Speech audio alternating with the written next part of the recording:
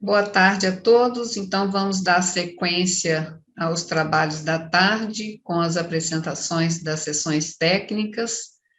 Para a gente começar, então, eu chamo Eduardo Ribeiro dos Santos, que vai fazer a nossa primeira apresentação. Eduardo, seja bem-vindo e a palavra está com você. Boa tarde, Aparecida, boa tarde a todos. Vou compartilhar minha tela. Então, boa tarde a todos. Muito prazer estar aqui com vocês. O meu trabalho ele fala um pouquinho sobre a ISO 19650 e Code Checking, a gestão da informação na verificação de projetos através do BIM.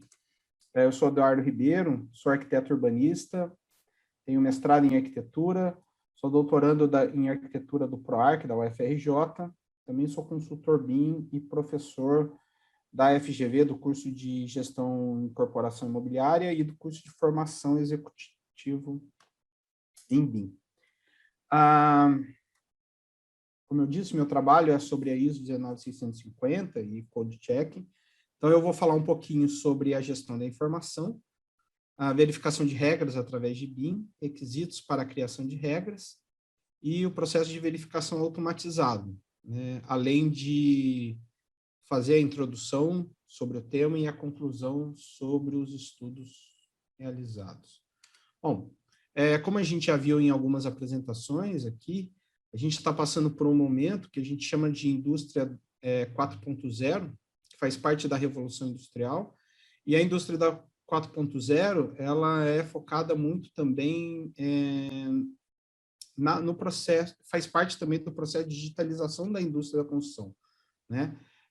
E essa digitalização, na verdade, ela é voltado para a gente transformar os nossos arquivos digitais, que antigamente eram analógicos, né? Transformando em digitais, e em dados, para que esses dados, após serem tratados, eles se transformem em informação e a gente consiga usar essas informações para as tomadas de decisões, no nosso caso aqui da construção civil, decisões projetuais. E aí entra a modelagem da informação da construção. Já é sabido dos diversos benefícios na adoção de BIM em escritórios de arquitetura, de engenharia, na obra, e a gente viu aqui, por último, na parte de facilities, né, na parte de infraestrutura. Bom, e dentre desses benefícios, quando a gente trata da parte de desenvolvimento de projeto, tá, o Code Checking, que é fazer a verificação dos projetos através de regras automatizadas. Bom, mas só a adoção de BIM e a adoção desses recursos promovidos pelo BIM não é suficiente. A gente precisa ter uma gestão da informação para que realmente a modelagem da informação ela ocorra de forma efetiva, né? Diante desse cenário, a gente tem a ISO 19650 e que trata da organização e da digitalização da informação, para fazer a gestão utilizando o BIM, a gestão da informação. Diante disso, né, eu faço esse link com outros dois trabalhos que já desenvolvidos por mim, que trata da verificação do Código de Obras da cidade do Rio de Janeiro e da verificação da norma de desempenho. Quando a gente fala da gestão da informação segundo a ISO 19650, né, ela determina uma estrutura para a organização das informações em termos de requisitos. Então, quando a gente vai desenvolver o projeto, que o fruto principal, né, é o modelo de informação, existem alguns requisitos de informações que a gente precisa considerar para a gente conseguir desenvolver um modelo de informação. Então, a gente tem os requisitos de informações organizacionais, que tratam das tomadas de decisões empresariais. A gente tem os requisitos de informação do projeto do empreendimento, que trata especificamente do empreendimento a ser concebido, e a gente tem o requisito de troca de informações, que estão relacionados diretamente com os agentes envolvidos no processo de produção da informação, né? É claro que a ISO ela coloca outros requisitos de informação, quando a gente vai tratar de gestão de ativo, por exemplo, mas como a gente aqui está tratando especificamente da parte de verificação de projetos, é importante atentar a esses requisitos. E esses requisitos, eles precisam ser desenvolvidos antes do desenvolvimento antes da produção da informação, né? Não sei se vocês estão vendo o meu mouse. Então, a gente precisa percorrer a definição dos requisitos de informação para depois a gente conseguir fazer a produção da informação durante o projeto e depois do ativo, tá? Uma coisa que é muito importante dentro da gestão da informação está relacionado ao fluxo de entrega de informação. A partir do momento que a gente define os requisitos de informação, a gente tem condição de desenvolver o plano de entrega de informações, né? Que esse plano de entrega é o que vai definir quem e o que entrega ao longo do processo. Bom, a gente também, após a entrega da informação, é muito importante a gente fazer a aprovação da informação, para daí sim a gente usar a informação. Quando a gente trata da verificação de regras através de BIM, né,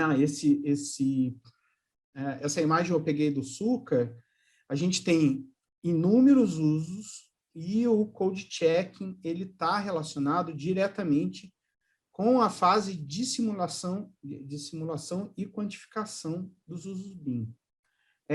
Especificamente, através da verificação de regras, a gente tem que ir definição dos requisitos. Para a verificação de regras, a gente tem dois grandes momentos. O desenvolvimento da regra, onde, para desenvolver, a gente precisa definir quais regras serão criadas, e aí é fundamental a gestão da informação, no caso dos requisitos de informação definidos, requisitos de informação de projeto e de troca de informação. A gente tem as questões da interpretação, para a gente transformar esses requisitos em regras computacionais e o desenvolvimento das regras em si. Um outro segundo momento é o desenvolvimento do projeto, onde a gente tem a modelagem das informações no primeiro momento, que diz relacionada especificamente à parte que está também linkado com os requisitos de informação, tanto do projeto de troca de informação, e depois a gente tem a verificação do projeto, onde a gente tem a validação das informações e a verificação dos requisitos. Bom, quando a gente fala dos requisitos para a criação das regras, é muito importante a gente entender quais são as informações necessárias. E aí a ISO também ela começa a tratar não de LO, de LOI, e sim de LOIN, que é o Level of Information Need. A gente precisa pensar nas informações necessárias para a construção do modelo, tanto as informações geométricas quanto de metadados, as informações necessárias para a verificação do projeto, de acordo com a lei e a norma edilícia que a gente vai verificar, e determinar os requisitos de informação também, tanto para a etapa de validação quanto para a verificação. Quando a gente trata em relação à verificação do Código de Obras da cidade do Rio de Janeiro, né, em relação aos requisitos de informação organizacional, deve ser determinado para que a organização que comanda o processo, ela contemple a verificação do projeto a ser realizada e que o projeto deve ser aprovado pelos órgãos e concessionários. Em relação aos requisitos de informação do projeto do empreendimento, deverá especificar o tipo de empreendimento a ser desenvolvido, suas principais características, seus usos, localização, qual é o enquadramento da legislação, entre outras informações que irão impactar diretamente o processo de verificação do projeto. Cada tipologia exige uma regra específica a ser aplicada. Em relação aos requisitos de troca de informação, deve contemplar as informações que deverão ser entregues em termos de níveis de informação, níveis de detalhes, e os requisitos que estão relacionados diretamente com o processo de verificação e com o desenvolvimento das regras. No caso da verificação de transmitância térmica para o atendimento da NBR 15575, no caso dos requisitos de informações e organizacional, tem que estar estabelecido que o empreendimento deve garantir a performance em relação ao conforto, acessibilidade, vida útil da construção.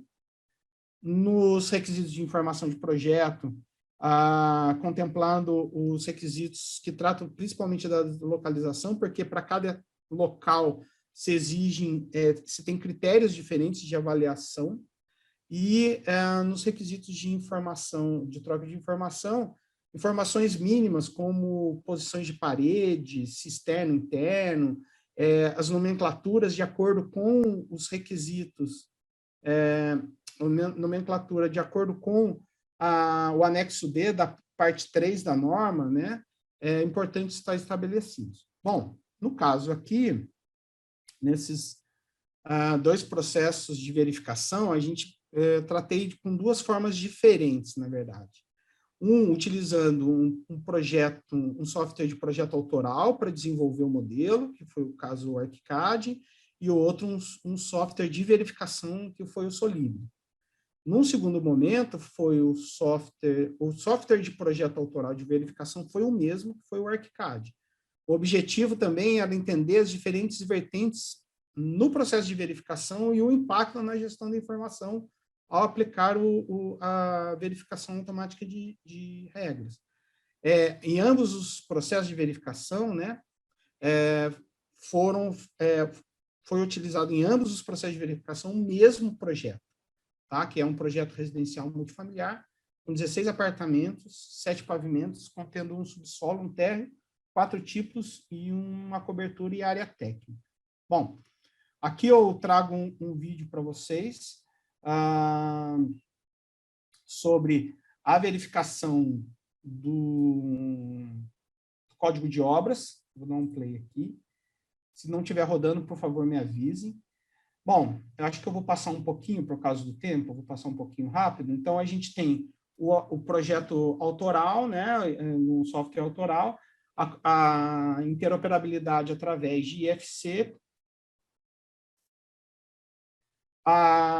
no Solibri, carregando o projeto, carregando as regras de verificação e a verificação em si do code checking.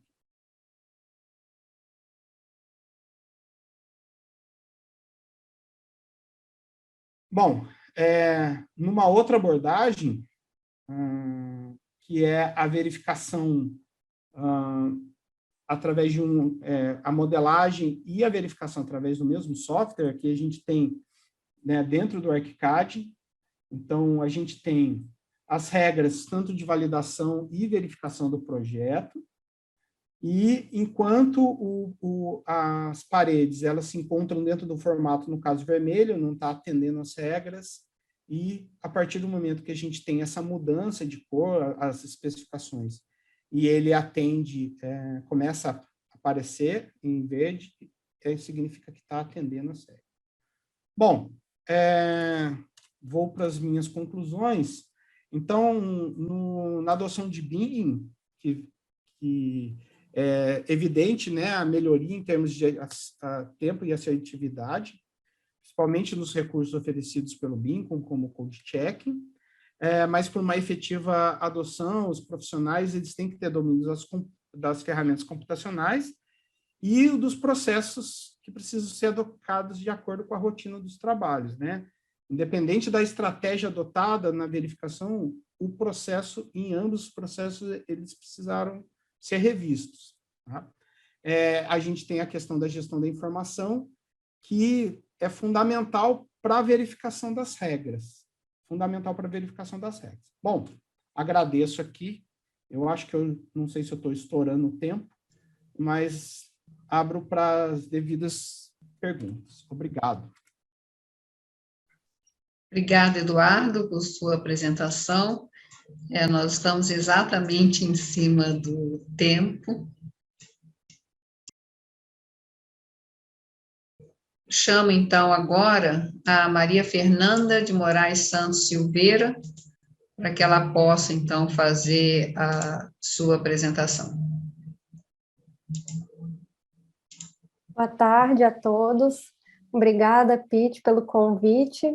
Obrigada à organização aí do evento também, pela disponibilização desse espaço. Vou aqui, então, compartilhar minha tela. Bom, então, vou apresentar aqui um pouco da minha dissertação de mestrado, intitulada Licitação Pública, Entendendo o Nível de Aparelhamento BIM em Escritórios de Arquitetura e Engenharia para atendimento às atuais exigências editalícias. Eu tive a orientação do professor Marcos Borges e ela foi defendida em setembro de 2019.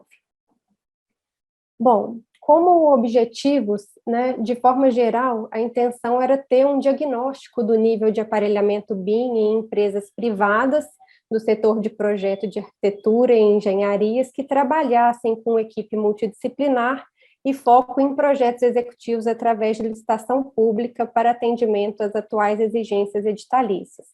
Essas exigências, elas estariam, então, vinculadas, né, ao recente lançamento do Decreto 9377, em 2018, para a disseminação do BIM, que sugeriria uma obrigatoriedade dessa exigência BIM nas licitações a partir do ano de 2021. Esse decreto já foi revogado pelo 9983 em 2019, mas os conceitos principais se mantiveram, não interferindo, então, nos resultados da pesquisa. Como objetivos específicos, então, a gente procurou um mapeamento dos polos que detivessem essas empresas atuantes no setor de licitação pública no Brasil, a caracterização dessas empresas, atualização BIM, né, tecnológica, processual, política, a capacitação BIM dessas empresas, tanto teórica ou prática, a caracterização de possíveis níveis de aparelhamento BIM, foi um termo desenvolvido dentro dessa pesquisa, né, que a gente pode entender, então, como todo e qualquer movimento para a inclusão de BIM na rotina de trabalho do escritório, mesmo que de forma parcial, identificar as dificuldades e os benefícios de implantação do BIM nesse setor e resultados capazes de caracterizar e ou modificar culturalmente o processo de projeto no setor de licitação pública. Como metodologias, a gente iniciou, né, com a pesquisa bibliográfica, construindo ali os conceitos e as abordagens sobre o processo de projeto de edificações, passando então pelo estudo do projeto de CAD tradicional, né, sequencial, projeto de CAD simultâneo, integrado, e também pelo processo de projeto BIM. Esses referenciais teóricos, eles foram complementares, né, porque eles coexistem atualmente no processo de projeto específico para órgãos públicos. Com relação à seleção do grupo de amostras, foram utilizadas atas de abertura de 16 licitações no período de 2015 a 2018. Foi feita uma busca rápida de endereço e telefone, né, através de uma pesquisa simples de Google e Instagram, e feito contato telefônico com 139 empresas, que seria a nossa expectativa de amostra, né? Diante desse contato, esse universo se reduziu a 103 como uma amostra efetiva. Nesse quadro, eu mostro aqui, então, a abrangência nacional, né, da pesquisa, uma vez que a gente conseguiu elencar aí escritórios de todas as regiões do país, com a maioria dos estados sendo contemplados. Partindo, então, para a estruturação do questionário, que foi a forma que a gente conseguiu de obter os índices, né, a gente utilizou como base referencial uma pesquisa da ASBEA de 2017, foi feito um questionário piloto, através do Google Forms e validado por 2 especialistas e uma empresa do ramo, e fechamos, então, em 25 perguntas, que o conteúdo seria de caracterização da empresa e de aparelhamento BIM. A programação do questionário foi, então, para um retorno de forma anônima para, né, manter reservada aí a identidade das empresas. Com relação à caracterização dos níveis de aparelhamento BIM, a gente fez um paralelo com os estágios de implementação BIM de açúcar, né?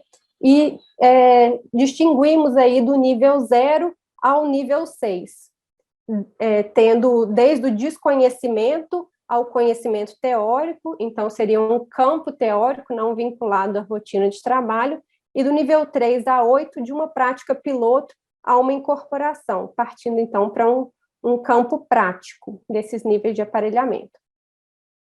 A caracterização, então, desses níveis para essa caracterização, foram escolhidas algumas das perguntas, né, que numa matriz de análise, a gente conseguiu aí elencar os níveis que cada uma das respostas sugeriria para essa análise final da empresa e, consequentemente, do setor. Com relação aos resultados, eu começo aqui a mostrar um mapeamento, né, dessa amostra efetiva. Então, a região Sudeste, ela se destacou pela maior representatividade no número de empresas, estando o estado de Minas Gerais com 32% dessa amostra efetiva. A participação real na pesquisa, que vão ser os dados que eu vou mostrar daqui em diante, foi de 35 retornos aos questionários enviados. Então, com relação à caracterização das empresas, a gente teve retorno, né, de 11 estados, mais o Distrito Federal, com o Sudeste representando 42,9% dos retornos. A atuação em licitação, né, dessas empresas pesquisadas, elas tinham, na maioria delas, contratos em andamento com mais de 50% dos projetos correntes do escritório, e cabe destacar que 3 delas, no momento da pesquisa, não estavam atuando no setor de licitações públicas. Com relação à participação em licitações BIM, né, se elas já haviam concorrido a uma concorrência com essa exigência, 24 empresas já haviam participado e 22 já haviam ganho essas licitações e estavam desenvolvendo projetos em BIM. O processo predominante, então, ainda se demonstrou sendo o CAD, mas quando a gente olha para o número de 37,1% das empresas tendo predominância de projeto BIM, a gente até pode considerar que é um resultado equilibrado, né? Uma vez que na predominância de CAD não se elimina qualquer tendência de aproximação com o BIM já interna ao escritório. Com relação ao retrabalho, a gente vê aqui um número alto, né, de empresas reclamando de um retrabalho de médio a alto, mas as principais causas desse retrabalho, elas estavam relacionadas a questões externas ao processo de projeto, mais vinculadas à relação contratada e contratante, uma vez que os índices que demonstraram maior aderência aqui foram modificações projetuais de caráter voluntarioso por parte da fiscalização em fase inadequada do desenvolvimento e alterações no escopo. A familiaridade dos titulares com o tema. A gente percebe aqui também que um número considerável tem essa familiaridade de forma superficial, né, desde o desconhecimento até uma simples aproximação no campo teórico, e quando a gente observa as funções, né, que a pessoa ocupa dentro da empresa, e a familiaridade com o tema, a gente percebe que essa familiaridade está numa equipe técnica jovem e na equipe de produção. Então, sugere uma implantação do BIM como ferramenta.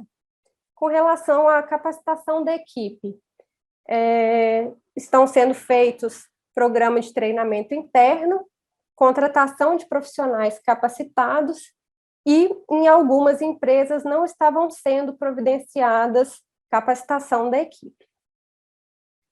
Com relação aos programas utilizados, o Revit, ele apareceu aí com 80% das respostas, né? Então, a gente até avaliou que poderia ser uma tendência de já estarem se adequando a uma exigência que apareceu muito nos primeiros editais, que era a obrigatoriedade de um entregável em RVT. Então, talvez por isso o Revit aí tenha sido o programa mais escolhido, né? Com relação à adequação, então, ao decreto 9377, a gente tem aqui 16 empresas já fazendo alguma adequação prática, 31,4% delas estavam ainda providenciando o início dessa implantação, e 8 delas ou não estavam providenciando adequação nenhuma, ou até mesmo desconheciam os documentos citados na pesquisa. O interesse de implantação de aplicabilidades BIM foi levantado como ferramental, né? Então a gente observa uma tendência a se resumir o BIM como ferramenta, pelo menos nesse contato inicial, e um provável desconhecimento do BIM como política. Como uma autoavaliação de estágio de implementação BIM, a gente percebe aí 15 escritórios se autoavaliando no estágio pré-BIM e 20 deles já com o BIM em implantação, né, em um dos estágios aí prático de implementação real dentro do escritório. O nível de aparelhamento BIM, então, diante lá daquela matriz que a gente desenvolveu para análise, a gente chega aqui num resultado de nível 3, que é uma prática piloto, com 34,4% dos escritórios, e isso equivale ao estágio de implementação BIM 1.0, da modelagem, com tendência já ao nível 4, que é a prática intermediária. E um percentual considerável de empresas estavam ali nos níveis anteriores à prática, 40,6% delas. Bom, a gente consegue perceber, então, que essas exigências BIM, elas podem ser caracterizadas como uma pré-seleção para as concorrências, né? Uma vez que 9 empresas já deixaram de participar de licitação por conta de exigências BIM, 15 delas já deixaram de participar de licitação por não atenderem a requisitos de capacitação técnico-operacional, e 11 delas já indicaram ter subcontratado equipes com expertise pontual. As principais dificuldades, então, que elas enfrentam são relativas ao custo inicialmente, né, tanto para aquisição de software, implantação do processo e adaptação dos equipamentos. O atendimento ao próprio decreto não aparece como uma prioridade entre as principais razões para a implantação do BIM nessas empresas, ele vem sendo uma consequência, e instigando novos trabalhos, o grau de adaptação BIM interno das fiscalizações foi avaliado por 18 das empresas como inferior ao da própria equipe. Bom, então, chegando aqui nas minhas considerações finais, os resultados, eles apontaram para a necessidade do setor de caminhar com celeridade, né, na direção dessa mudança disruptiva. Identificou-se o processo de projeto CAD como predominante ainda nas rotinas de trabalho, mas a implantação do BIM ela já está presente em 20 dessas empresas, representando 57,1% da amostra.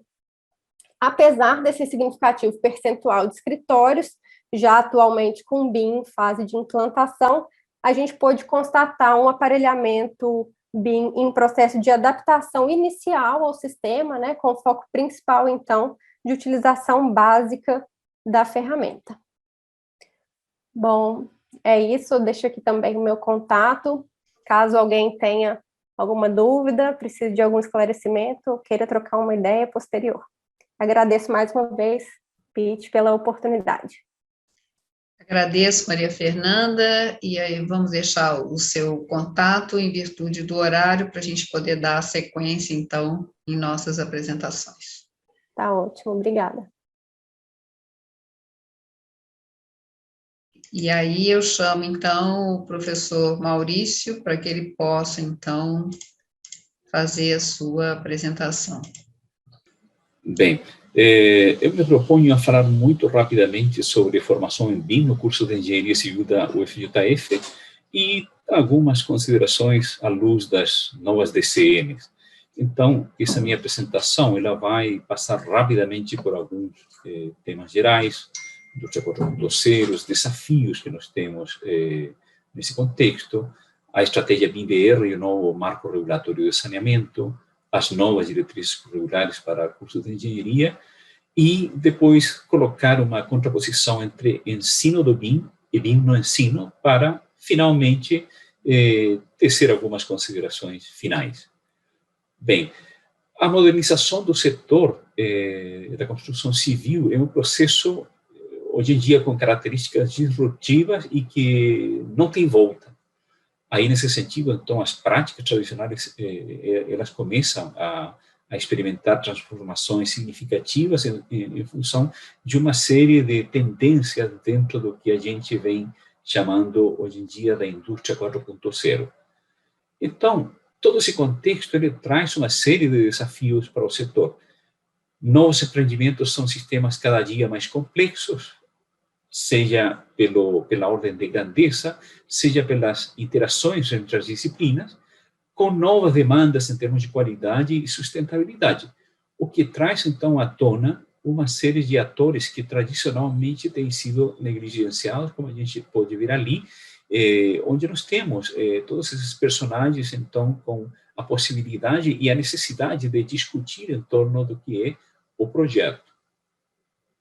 A indústria 4.0, ela contempla, hoje em dia, as principais inovações tecnológicas dos campos da automação, do controle e as tecnologias de informação aplicadas aos processos industriais, visando a integração de cadeias de valor. Nesse sentido, nós temos a internet das coisas e a computação em nuvem como fundamento dessa nova indústria. Nós temos, então, estruturas modulares integradas, sistemas inteligentes, que monitoram processos a partir de uma imagem virtual do mundo físico, o que implementa, então, o conceito de gêmeo digital, que a gente já ouviu falar nessas apresentações ontem e hoje, certo? O que possibilita a tomada de decisões descentralizadas e informação atualizada em tempo real. Então, ali temos uma série de tecnologias, por exemplo, como a prefabricação, materiais avançados, nós temos depois a impressão 3D ou a manufatura aditiva também, construção autônoma, Big Data, realidade aumentada, todo o impacto das redes sem fio e a internet das coisas. E, por último, temos ali o BIM como pano de fundo que nos oferece, então, um contexto informacional para toda essa mudança. O BIM, de fato, é um novo paradigma. Nós passamos da representação a partir de desenhos para uma representação rica a partir de modelos, não apenas da parte visível do empreendimento, mas principalmente para integrar a geometria do projeto informações nas mais diferentes perspectivas, arquitetura, estrutura, instalações, enfim. Mas o BIM, ele não se reduz apenas à construção vertical, aos edifícios, ele também, hoje em dia, avança para as infraestruturas, obras de infraestruturas, obras de arte especiais, tipo pontes, viadutos, e principalmente para a cidade, certo? Pela necessidade de desenvolver ou então aprimorar a infraestrutura de saneamento. Dessa maneira, então, nós vemos que o BIM ele está permeando o contexto da indústria da construção civil e nós temos novas demandas para a profissão, dadas principalmente pelo decreto 9.983 de agosto de 2019, que instituiu a Estratégia Nacional de Disseminação do BIM, e o decreto 10.306 de 2 de abril do ano passado, que estabelece um cronograma para a utilização do BIM em obras e serviços da administração pública federal. E temos ainda a Lei 14.026, de 15 de julho de 2020, que atualiza o marco legal de saneamento básico, tudo o qual traz uma grande demanda para a engenharia civil e, desse modo, nós temos que pensar na maneira em como dar conta dessas demandas, desses desafios.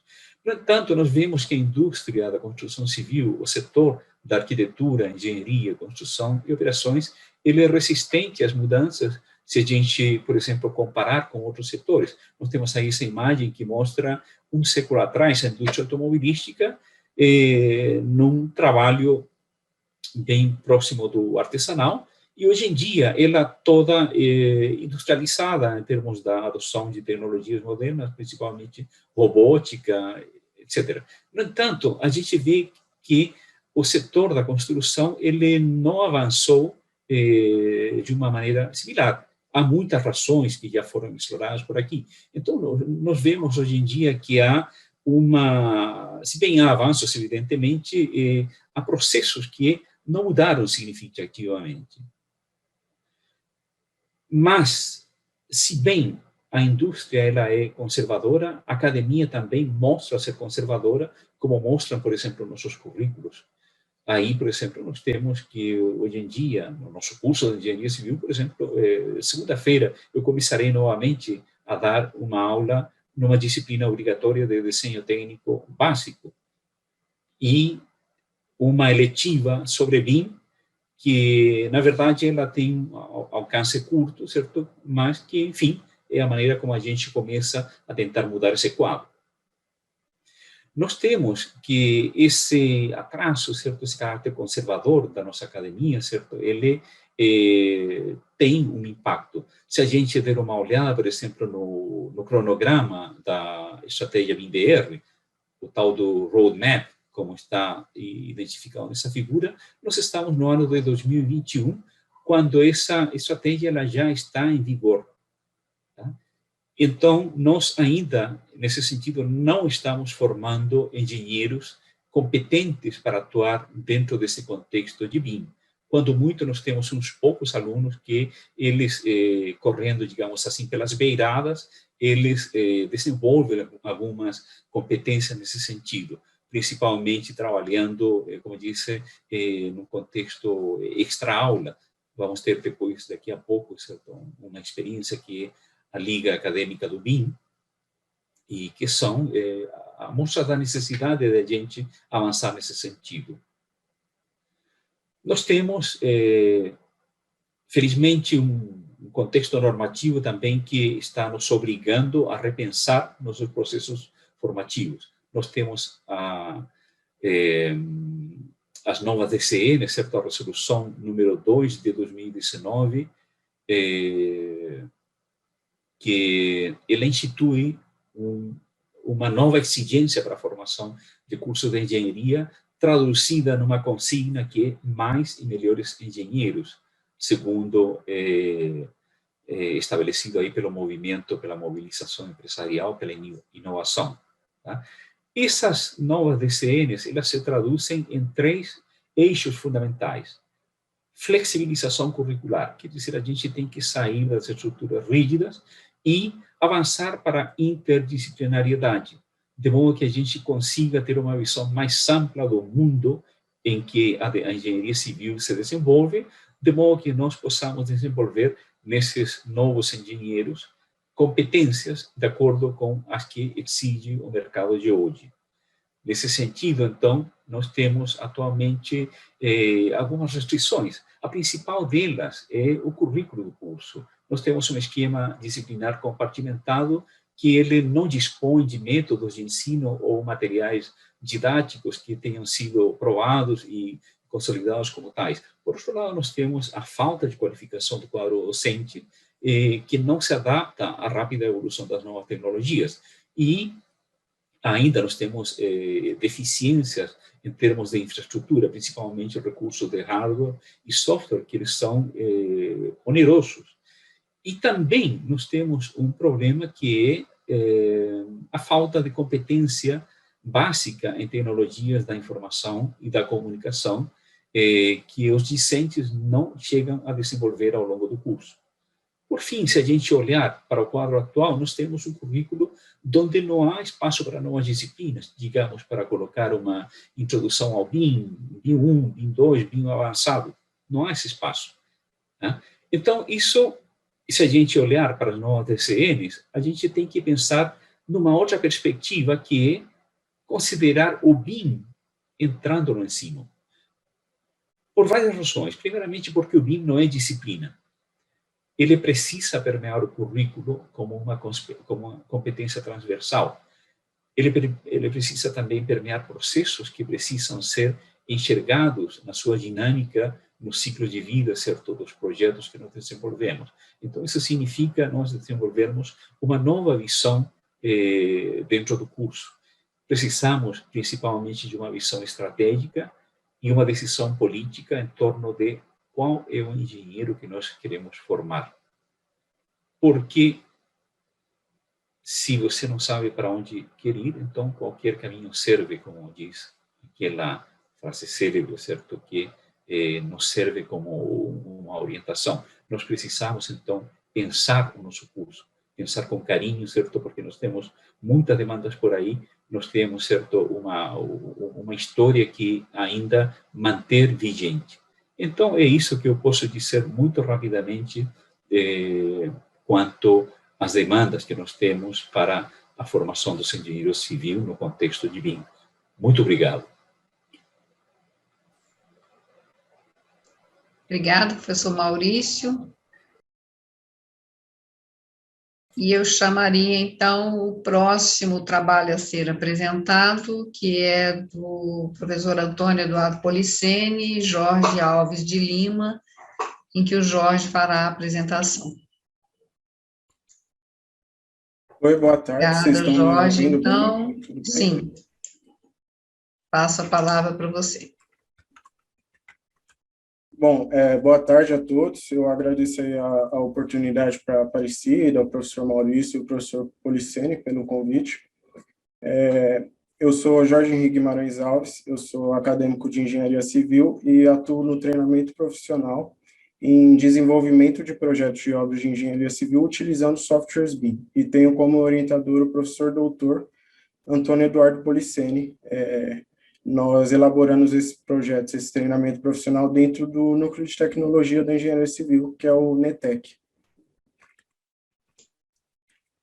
Então, é o treinamento profissional em desenvolvimento de projetos de obra de engenharia civil utilizando softwares BIM.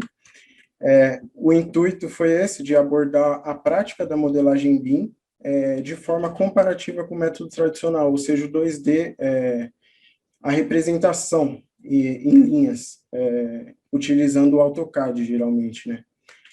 Na imagem à esquerda, nós podemos observar uma representação feita no modelo BIM, aqui no caso foi utilizado o Revit, e na direita, a prancha que foi produzida no AutoCAD, que nós recebemos. O projeto que nós lidamos foi uma edificação que já foi um condomínio que já foi executado, como podem ver na imagem,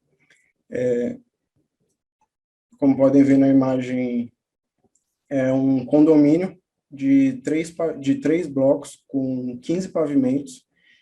Eu agradeço a empresa CAC que forneceu o projeto em 2D para a elaboração desse estudo de caso do edifício Itália. Ele foi executado na região do Rio de Janeiro, na cidade de Nova Iguaçu. Para a execução dessa obra, foi utilizada uma metodologia de construção enxuta, onde o edifício é construído em paredes de concreto armado, com formas modulares que são pré-fabricadas, levadas para a obra, e que nelas são montadas para a execução das paredes, com armaduras internas e o despejo, né, do concreto, que tem que ser autoadensável por conta da densidade de armaduras. Essa construção, por ser uma construção com pouca mão de obra no campo, ela pode ser considerada uma construção propícia para a utilização da metodologia BIM, já que ela envolve mais o planejamento do que a execução diária ali da mão de obra. Você tem que ter um planejamento antecessor à execução para que seja bem feito. E é uma construção, de certa forma, rápida, que ela é cerca de 180 dias para a execução de um bloco inteiro, ou seja, metade de um ano para a execução de um bloco. Essa construção levou cerca de 22 meses para ser realizada ao todo. Bom, eu vou mostrar para vocês aqui o projeto que a gente realizou no Revit. Vocês estão conseguindo ver aqui a minha página, minha tela do Revit? Sim. Aqui representa a modelagem de um pavimento por questões didáticas para mostrar, mas toda ela foi elaborada por completa edificação, onde a gente nota a quantidade de armaduras e nível de detalhamento que contém nesse projeto. Aqui das armaduras da laje e armaduras da parede. Bom, para começar essa obra, por se tratar de BIM, é um modelo informativo. Então, nós tivemos que começar informando coisas ao concreto. Por exemplo, nós começamos com as informações do concreto, onde, com todo o auxílio do professor Policeni, nós aplicamos essas informações ao material. Ou seja, dentro do Revit, a gente pode dar inúmeras características ao elemento.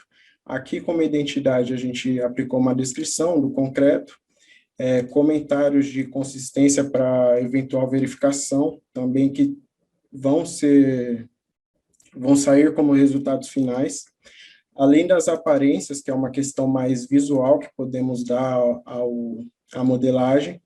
Nós também atribuímos ao concreto as propriedades físicas, ou seja, propriedades mecânicas, como módulos, coeficientes de Poisson, módulo de cisalhamento, que é importante para a construção civil, além de densidade do produto, e também as características do próprio concreto, que seria a compressão do concreto, a resistência à compressão, a resistência à tração, e assim sucessivamente. Então, esse foi o pontapé inicial para a execução, para a elaboração dessa modelagem. Sucessivamente a isso, nós começamos a questão da modelagem em si do primeiro pavimento, onde todas essas telas, elas são distribuídas de forma estudada para melhor resultado ser obtido na obra final. O intuito final dessa apresentação é de mostrar a questão das tabelas. Aqui está a prancha que eu mostrei anteriormente a vocês, da prancha modelada no Revit, e aqui são as tabelas de quantitativos que obtemos de forma automatizada dentro dessa modelagem, onde, por ser uma modelagem, e como foi bem citado pelo professor Maurício, e não uma representação em linhas, todos os componentes têm valores e dados de identidades, como já foi mostrado. Então, por exemplo, uma tabela de aço, de barra de aço, que temos aqui, a gente consegue editar toda essa tabela de acordo com as necessidades para a obra e execução. Aqui, por exemplo, foi necessário ter o peso de aço, que é muito comum em obra ter o peso de aço. Então, a partir de parâmetros, onde você consegue determinar parâmetros novos e alguns parâmetros que são pré-existentes do próprio Revit, a gente conseguiu adquirir o peso de aço através de uma pequena fórmula onde eu usei um parâmetro pré-existente do Revit, que seria o comprimento total da barra, né, porque toda barra tem um comprimento, multiplicada pela massa por comprimento, nesse caso, um CA60. A partir de então, a gente obteve o peso do aço.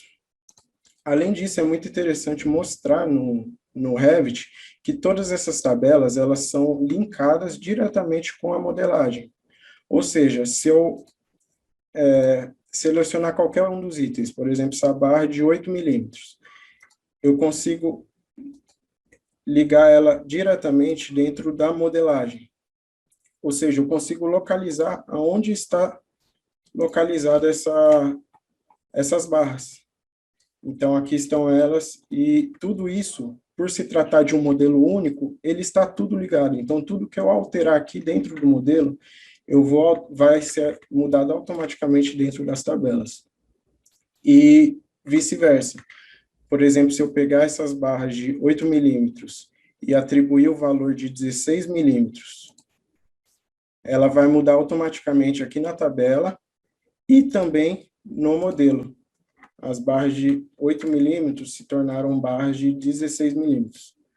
E se eu der um Ctrl Z, ó, vão voltar a ser barras de 8 milímetros. Então, essa integração é algo que facilita muito, porque toda essa alteração vai ser feita não só no modelo, mas também como nas pranchas que já foram desenvolvidas, nos cortes e nos detalhamentos. Bom, aqui é a imagem só para mostrar para vocês do edifício inteiro. Você pode ver que é até difícil de carregar um pouco no computador por conta da densidade de armadura que contém. Isso porque está com um padrão de qualidade baixo aqui, então um nível de gráfico baixo. Mas vale ressaltar também que depende do tamanho da obra e do projeto que você irá executar, você necessita de ferramentas para isso, ou seja, um computador que suporte todo esse sistema e que seja feito para trabalhar com isso. Bom, a parte do projeto que eu queria mostrar para vocês aqui ao vivo é essa. E só para finalizar aqui, como o tempo é curto, com dos resultados finais que nós concluímos quando terminou a execução dessa edificação, foi que houve uma redução percentual de cerca de 10%, chegou a dar quase 10% de redução de custo de material de barras de aço, só em um pavimento. Imagine agora isso multiplicado pelos 15 pavimentos, pelos 3 blocos. Então, no final da obra, isso representaria uma quantia significativa do orçamento. Aqui é uma imagem da tabela, das tabelas que foram geradas de forma automática, no caso a tabela de armadura estrutural, a tabela de barras de aço, a tabela de resumo e a tabela de volume de concreto. E, por fim, como uma conclusão, o BIM ele se destaca não só por sua precisão de dados de quantitativos, ou seja, tudo que está modelado, você vai conseguir extrair o quantitativo daquilo de maneira exata, mas também da imprescindível colaboração entre todas as pessoas que estão atuando no projeto como um todo, de forma a anular, a eliminar os problemas com incompatibilidades e divergências que a gente costuma ter entre as disciplinas de projeto, que seja as incompatibilidades que tem, e, consequentemente, isso reduz o custo de paralisação de obra, que é muito comum no canteiro de obra ser notado essas incompatibilidades. Eu deixo aqui meu muito obrigado, eu agradeço novamente o convite dos professores para fazer essa pequena apresentação, e se surgir qualquer dúvida, qualquer bate-papo que queira ter, é só mandar e-mail para o professor Policene ou para mim mesmo, Jorge Henrique. Obrigada, Jorge, por sua apresentação, e aí Tá bem, eu que agradeço. Então, nós vamos chamar Aldo Carvalho, que já está a postos, que vai apresentar para a gente o LABIM, a Liga Acadêmica de BIM, da Faculdade de Engenharia. Aldo, você tem a palavra. Olá, boa tarde. Bom, como foi apresentado, eu sou acadêmico da Faculdade de Engenharia, da UFJF, né, do curso de Engenharia Civil, atualmente já me encontro no final do curso. E hoje eu vim aqui, enquanto representante da LABIM, apresentar essa liga e o trabalho que ela faz dentro da faculdade.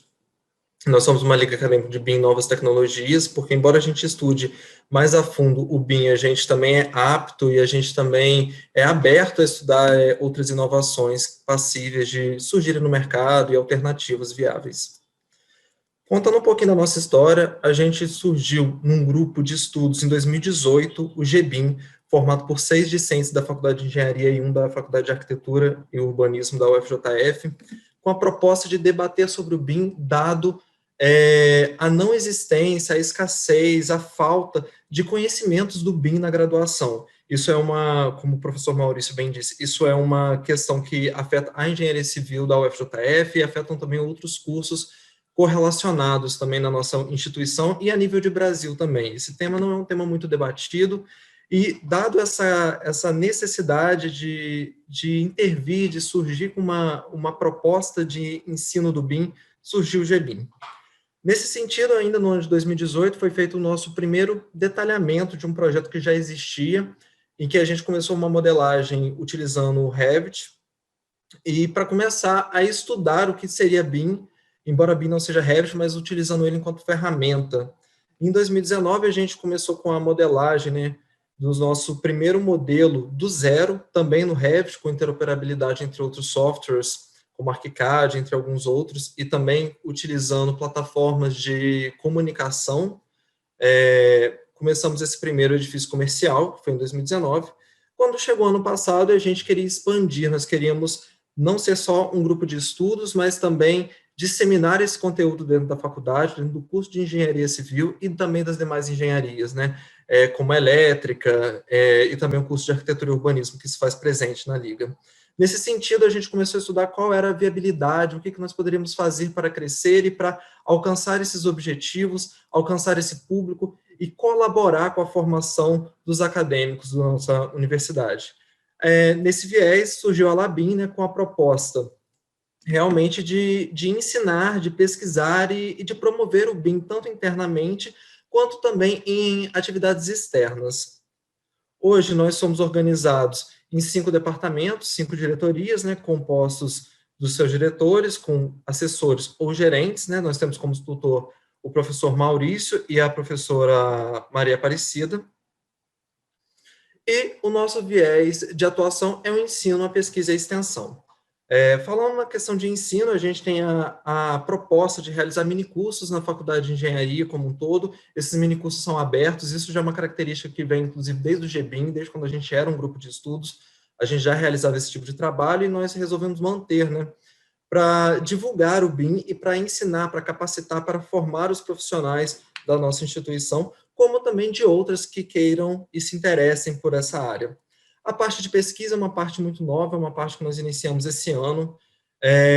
Já, inclusive, conseguimos viabilizar alguns trabalhos, submetemos e estamos esperando retorno.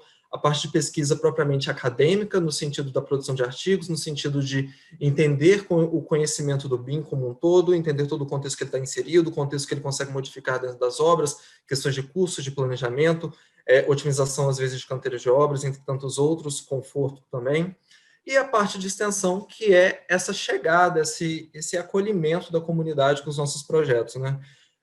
Atualmente nós não temos isso forte ainda implantado, dado que a Liga surgiu no final do ano, mas está entre os objetivos a serem alcançados ainda esse ano, que é promover o BIM e levar isso para fora dos muros da universidade e atingir a comunidade, agregar valor à comunidade.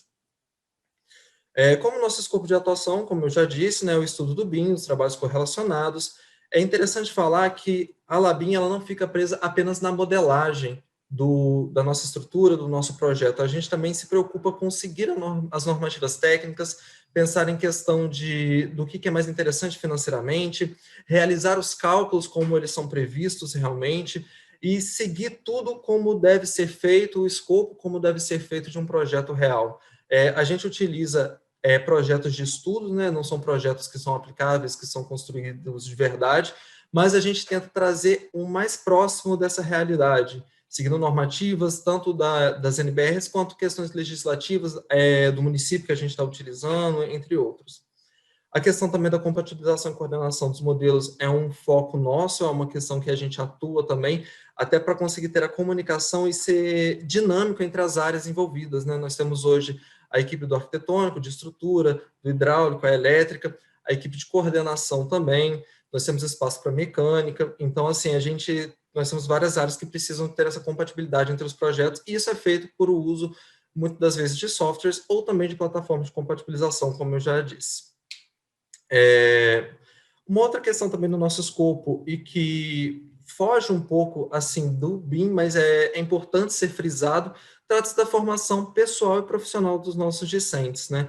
Pessoal no sentido de que o BIM, ele promove uma comunicação entre os profissionais, ele promove a interação entre os profissionais, e com isso, a gente já no meio acadêmico aprende a conviver com as pessoas realmente, desenvolve soft skills como oratória, flexibilidade, entre outras coisas.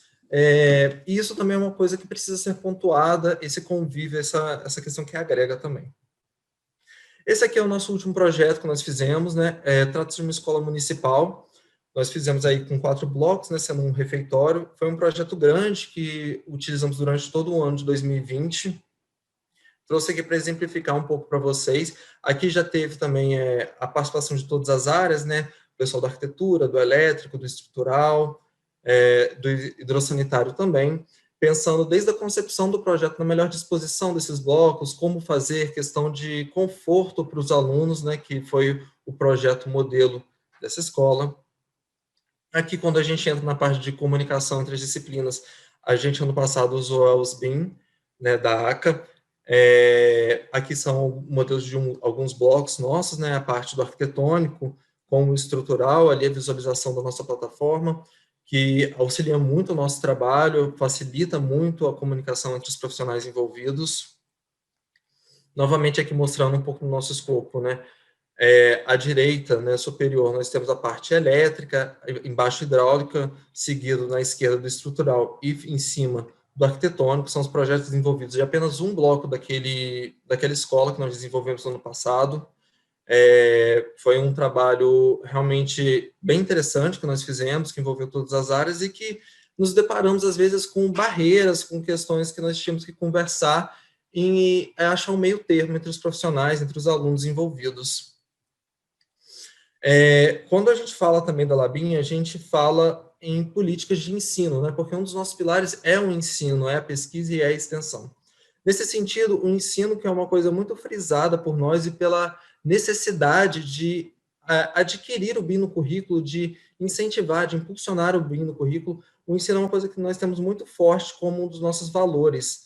E desde o nosso processo seletivo desse ano, a gente frisa isso como um processo seletivo que seja um processo capaz de ensinar, de agregar valor e não apenas de selecionar membros para fazer parte desse grupo, dessa liga. Nesse sentido, logo na primeira semana do nosso processo seletivo, nós desenvolvemos um treinamento desse modelo, né, dessa casa, como vocês podem ver, envolvendo todos os sistemas envolvidos, o arquitetônico, estrutural, entre os outros, e visando ensinar realmente, em um primeiro momento, a ferramenta, que nesse caso foi o Revit, e em um segundo momento, na verdade, atrelado a todo o contexto, o que é o BIM, porque o BIM não se resume apenas ao Revit, né? O BIM são diversas ferramentas. Então, a gente quis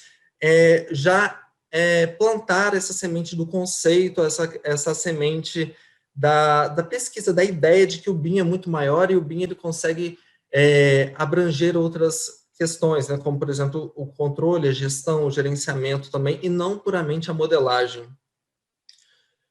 Nesse sentido também, né, continuando falando um pouquinho do processo seletivo, entre uma das etapas é o trainee, que o trainee, cada grupo tem o desenvolvimento de um projeto específico, e nesse projeto específico, todos os grupos estão sendo acompanhados em cada área, né, por um membro já vigente da Labim, e a gente está tentando ensinar, passar esse conhecimento já para os membros de uma forma mais detalhada, agora envolvendo alguns conceitos, ainda que superficiais, de normas técnicas, entre outros.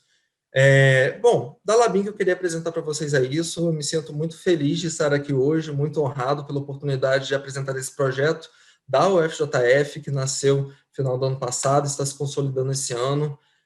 Obrigado pelo espaço. Bom, é isso. Alguma outra dúvida? Quem quiser pode me procurar. Aqui são nossos contatos da Labim, nosso site, o nosso LinkedIn e o Instagram. E, bom, boa tarde, muito obrigado. Obrigada, Aldo. E aí eu vou te pedir, então, que passe também seus contatos aqui no chat, e aí as pessoas já têm como entrar em contato diretamente. Tranquilo, muito obrigado. Obrigada. Na sequência, então, eu chamo o próximo apresentador, a Lia Soares Salermo. Boa tarde, né? Eu fico muito satisfeita de participar. Então, eu me chamo Lia Soares Salermo, né? Sou engenheira civil e faço parte da ASECA. Sou uma das fundadoras da ASECA Soluções. A ASECA Soluções, ela surgiu em setembro de 2020, né? Quando a gente viu um espaço para a gente melhorar os sistemas hidrossanitários prediais dentro também de um contexto BIM, né? Devido à fragilidade desses projetos, principalmente na região. É uma empresa que desenvolve projetos hidrossanitários, laudos técnicos, nós oferecemos coworking orientado e treinamento em BIM e projetos de sistemas hidráulicos prediais. Agradeço a oportunidade de participar no colóquio Conenge BIM Know-how e hoje falarei sobre os desafios para o desenvolvimento de um projeto hidrossanitário predial em um contexto BIM. Bom, nossa equipe é formada por mim, sou engenheira civil, né, formada pela universidade, né, fico muito satisfeita em participar desse congresso, junto com o Wagner, formei com o Wagner, e sou mestre em instalações hidrossanitárias prediais e projetista há aproximadamente 20 anos, né. Então, a Old School se juntou com a New School, né, que é o Pedro e a Isabela. O Pedro é estudante de engenharia civil, né, ele que nos proporcionou a facilidade de desenvolver os projetos em BIM, né, ele foi o nosso facilitador. Ele também executa projetos hidrossanitários junto conosco e ele faz vistorias também conosco, nosso estagiário MOR. A Isabela, que é a nossa gestora, também formada pela Universidade Federal de Juiz de Fora, né, todos prata da casa, ela é a nossa gestora, também executa projetos, vistorias e laudos. Bom, a base dessa nossa apresentação é o projeto da edificação Ouro Fino, que se localiza em Cabo Frio, né, que é da construtora Vita Martins, nossa parceira, que nos conheceu, nos possibilitou a utilização desse projeto, né. Ele tem aproximadamente 700 metros quadrados e, assim, ele tem uma característica bastante peculiar, que são 7 apartamentos e todos com distribuição de ambientes totalmente diferentes, o que exigiu soluções hidrossanitárias bastante complexas, né? Mas, assim, a gente gosta de desafio aqui na SEC, né? Então foi super legal. Inclusive, esse trabalho, né, essa apresentação, ela faz parte do TCC do Pedro, né? Bom, o que foi contratado nesse projeto, né? Foi contratado projeto de sistema de drenagem, condicionamento de ar, pluvial e subsuperficial, né? O sistema de drenagem de ar condicionado, a gente previu a drenagem seccionada por apartamento, né? Para evitar a questão de manutenção, transferência de manutenção para o outro. E a drenagem subsuperficial, que ela é importantíssima e ela é bastante menosprezada nos projetos atualmente, né? Sempre foi, né? É a questão, porque a edificação ela é localizada numa região com lençol freático elevado, né? Esse sistema ele vai evitar a questão de patologias provenientes de umidade por capilaridade. O projeto de sistema de água, onde a gente viu a questão de medição individualizada e a questão de recalque e distribuição de água. O projeto de sistema de esgotamento sanitário, né, que foi a coleta e o envio para a fossa séptica já projetada no sistema. Bom, os nossos projetos eles foram realizados de forma coordenada, né, com todas as disciplinas e subdisciplinas dos subsistemas hidrossanitários. O que acontece? A maior parte dos nossos desafios, né, dentro da SEC é que a maior parte, assim, 100% dos projetos arquitetônicos, eles chegam para a gente em CAD. E o estrutural também, né? Hoje a gente tem um parceiro de estrutura, de elétrica, que trabalha em BIM, mas a maior parte vem em CAD. E a gente tem um trabalho ainda dentro da SEC de modelar esses projetos para uma forma básica e para que a gente consiga trabalhar vinculados aos projetos das subdisciplinas de instalações hidráulicas prediais. Esse projeto de subdisciplinas, a gente trabalha assíncrono, né, num projeto central, e aí a gente consegue verificar as atualizações instantaneamente, né? Foi bem interessante esse trabalho. A gente teve certas dificuldades até adequar o sistema, né? Ele sofreu algumas falhas durante o período, né? Chegou no momento quase no final do projeto que simplesmente parou, e aí a gente ficou doido, mas a gente não desiste, né? Aqui a gente é bem teimoso, é bem legal o trabalho aqui, né? E funcionou, tá? Quantitativos, elaboração de documentação e tudo. Bom, uma das grandes dificuldades que a gente tem, né, principalmente na parte, quando o projeto não é pensado, colaborado desde o início, que é o que acontece no projeto hidrossanitário, na verdade não no projeto hidrossanitário, né? O projeto hidrossanitário geralmente é um dos últimos projetos a serem executados, ou se é executado efetivamente, né? Tem casos que ele não é executado. Então, o que a gente encontra? É a falta de compatibilização. Nesse caso, houve a falta de compatibilização tanto no arquitetônico como estrutural, né? Com as especificações de peça. Por quê? A gente teve problemas de paginação da laje nervurada, lá era com laje nervurada, então a gente teve que solicitar alteração dessas paginações da laje nervurada. Nós tivemos que inserir os shafts, né? Então, a questão de as interferências, né, dos pilares, das vigas, indicação de furação, né, para passagem de tubulação nas vigas, né. Então, o sistema BIM, ele nos facilita muito porque você tem um dinamismo muito grande, né, assim, para mim que trabalhava com CAD desde a faculdade, né, a gente pegou o início, né, as primeiras turmas que teve CAD na universidade foi a nossa, né, quem trabalhou com CAD desde o início e agora tá sofreu essa transição, o BIM foi uma transição muito grande. A gente hoje, eu digo que hoje é o projeto melhor do que quando eu projetava em BIM, em CAD, desculpa, porque a gente consegue detectar facilmente as interferências, as tubulações, né, as sobreposições. É muito interessante esse trabalho. Outra característica, né, que é a medição individualizada de água, que ela é especificada a partir da lei, eu tenho que pegar aqui a minha colinha, 13.312, né, toda edificação de condomínio, tanto vertical como horizontal, você precisa ter medição individualizada, né? A gente conseguiu detectar locais, shafts, né, específicos para a instalação desses hidrômetros, né? Justamente por esses equipamentos já estarem parametrizados, a gente tem o tamanho adequado deles já, né? Evitando a interferência, né? Depois o retrabalho para a execução. Outra coisa que ocorreu nesse projeto foi a ausência de um local pré-determinado para a instalação das casas de máquinas do sistema de recalque.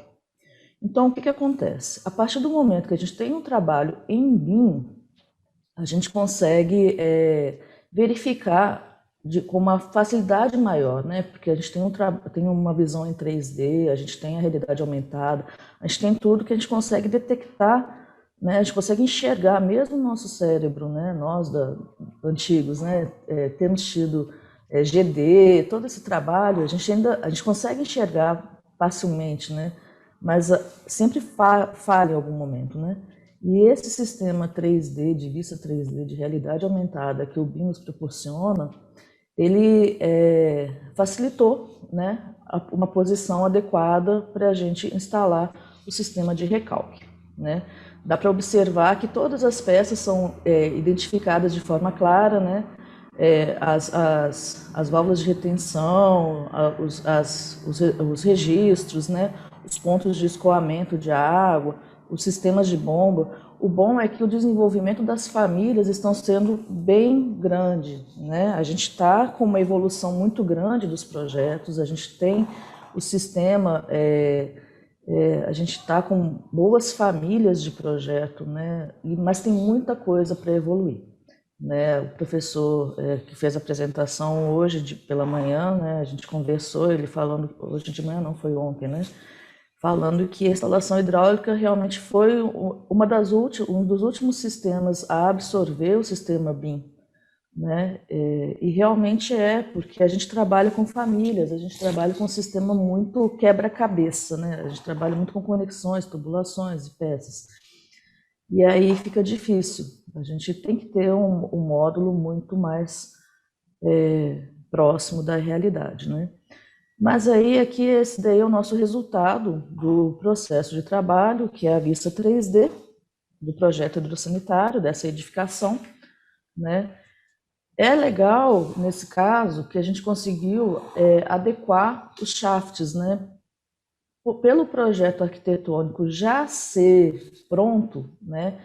A gente teve que fazer algumas alterações de parede hidráulica, de posição, para adequar para que houvesse o menor número de desvios da tubulação, e mesmo assim houve esse desvio, né? Então, no caso aqui, a gente tem os reservatórios, né, que eram numa determinada altura, que assim, os arquitetos ainda não estão acostumados com essa questão da medição individualizada, então a gente teve que elevar o nível do reservatório para atender a perda de carga, né, a pressão necessária no ponto no ponto mais desfavorável, né, devido à instalação do hidrômetro, que a perda de carga do hidrômetro é muito grande. Então a gente pôde aumentar de forma facilitada esse reservatório, porque a gente tinha os arquivos modelados, né, em BIM, tanto o estrutural como o arquitetônico. Né? Outra coisa que é bastante interessante é a questão da locação, né, das caixas dos dispositivos de inspeção. No caso aqui a gente tem as caixas de areia, as caixas sifonadas especiais, aqui bem no cantinho, está quase escondido, são os reservatórios enterrados, né, que no caso são as cisternas que a gente conseguiu utilizar e pré-fabricadas. Fossa, né, porque lá na cidade de Cabo Frio eles exigem o tratamento primário de fossa. Então o sistema, a gente jogando a declividade, a gente consegue indicar adequadamente os pontos de saída adequado, né, definir a posição sem interferências de alturas das tubulações, e também a questão dos aparelhos, né, todos os aparelhos eles são parametrizados, tá certo? Assim, como a gente conversou, né, com o pessoal da ACA também, eu acho que esse seminário ele foi extremamente interessante, ele completou muito o nosso conhecimento, né, e essa facilidade de participar, né, é muito boa, eu sou muito curiosa. Assim, o pessoal da ACA é a realidade que ocorre, né, com relação aos projetos hidrossanitários. A gente tem poucos programas, poucos sistemas, né, adaptados ao dimensionamento dos sistemas hidráulicos, né, para simulações, para dimensionamentos e metodologias. Bom, a nossa entrega, né, a gente tem um padrão de entrega aqui da ASEC, né, seguindo a norma, né. Inicialmente nós temos a documentação técnica, que são as pranchas em PDF e formato CAD. Por que a gente entrega em formato CAD? Porque os nossos clientes, eles ainda trabalham em CAD. Então, a gente não pode impor a eles ainda o BIM, né? A gente tem que tratar o BIM como uma nova experiência, mas que uma hora eles vão absorver. Os memoriais de cálculo e descritivo, quantitativos de peça, né, nós entregamos todos os quantitativos de peça, isso é importantíssimo para o orçamentista. Os manuais técnicos de equipamento, porque não adianta a gente somente especificar uma peça sem apresentar os manuais para o nosso cliente, né? E o modelo digital, o modelo em BIM, que vai ser efetivamente o projeto hidrossanitário, tá? Vinculado aos modelos arquitetônicos e estruturais básicos modelados aqui pela ASEC. Outra coisa que os nossos clientes estão gostando demais é a realidade aumentada, né? Que a gente trabalha com a realidade aumentada e com a realidade virtual, tá certo? É uma boa prática para, inclusive, na execução, né? Quando o professor falou sobre as cidades inteligentes também, você chegar e verificar o que está acontecendo, né? Se o projeto, se o executor, né? Se o bombeiro hidráulico, se o engenheiro, quem for que está executando o projeto hidráulico, efetivamente está acompanhando esse projeto, né? De forma adequada. Então, esse aqui é um pulo do gato muito interessante, né? Que os nossos clientes estão gostando muito. Então, as nossas metas para o futuro dentro da SECA, com a implantação do BIM, a gente não retorna para o CAD. Nós temos dificuldade? Temos dificuldade. Nós estamos apanhando? Estamos apanhando. Nós estamos aprendendo muito mais, né? É uma melhoria drástica no projeto que não tem como voltar atrás. E, assim, a gente está aprendendo muito, né? A gente tem, eu falo com a minha equipe, né? Com o Pedro, com a Isabela, com o Gabriel, que é o nosso estagiário também, que hoje a gente sabe modelar muito bem. Agora a gente tem que passar para outras etapas, né? Que é, no caso, automatizar as rotinas, né? Criar um modelo que vai gerar um sistema mais rápido, né? Quais são as ferramentas que a gente pode melhorar. Criação de rotinas de cálculo dentro do software, que é o que a gente está sentindo uma certa dificuldade ainda, porque a gente ainda utiliza a planilha Excel, mas a gente quer criar um sistema mais dinâmico, né? E que atenda às diversas tipologias com as diversas metodologias de cálculo hidrossanitário, que é um tipo de característica que a gente vê, né, que nem todas as metodologias, a única metodologia que é ensinada hoje na universidade, que é o método da raiz quadrada para o cálculo de perda de carga, ela é passível de utilização para todas as edificações, como, por exemplo, o hospital, né? Então, isso é uma discussão muito grande dentro do âmbito de projeto hidrossanitário. E a ampliação de parcerias. Hoje, como eu falei com vocês, a gente tem uma parceria já em engenharia elétrica e a parte de estrutura.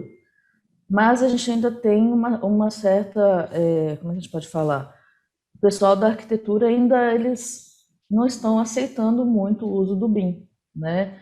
Eles ainda estão no CAD ou no Sketch, né? A gente tem um pouco dessa dificuldade de receber esses projetos ainda em BIM, né? E quando o projeto sai compatibilizado desde o início, é maravilhoso, tá certo?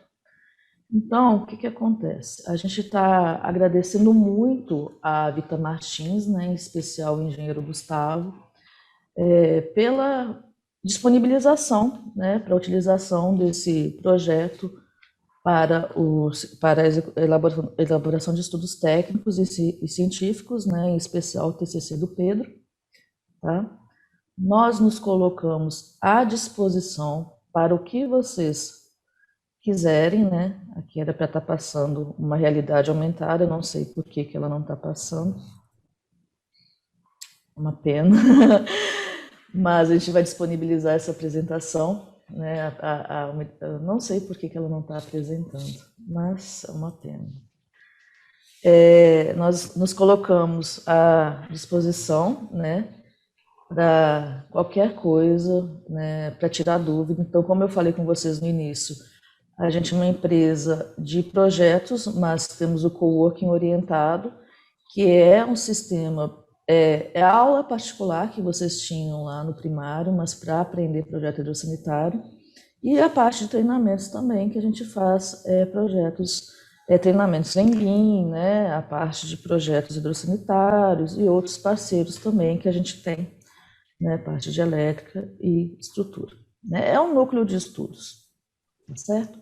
Obrigada, Lia, por sua apresentação. E eu vou te pedir também que coloque, então, os contatos aqui no chat, porque facilita para o pessoal para entrar em contato. Obrigada. Passo a palavra, então, ao professor Aravena para a sua apresentação. Então, boa tarde a todos. Sou o professor Aravena, sou professor titular do Departamento de Construção Civil da Faculdade de Engenharia, e eu queria agora falar, um pouco mais contextualizando, o BIM dentro do que nós chamamos hoje construção 4.0. Né?